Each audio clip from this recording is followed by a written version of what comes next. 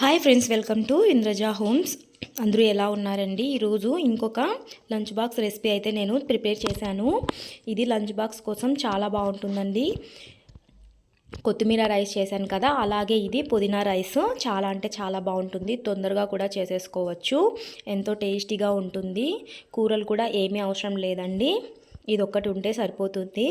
ఇందులోకి పల్లీలు వేసి చేసుకుంటాము, చాలా అంటే చాలా బాగుంటుంది. ఒకసారి ట్రై చేసి చూడండి. ఈ వీడియో ఫుల్ లెంత్ కావాలంటే నా ఛానల్లో అప్లోడ్ అయి ఉంటుంది, ఒకసారి వెళ్ళి చెక్ చేయండి.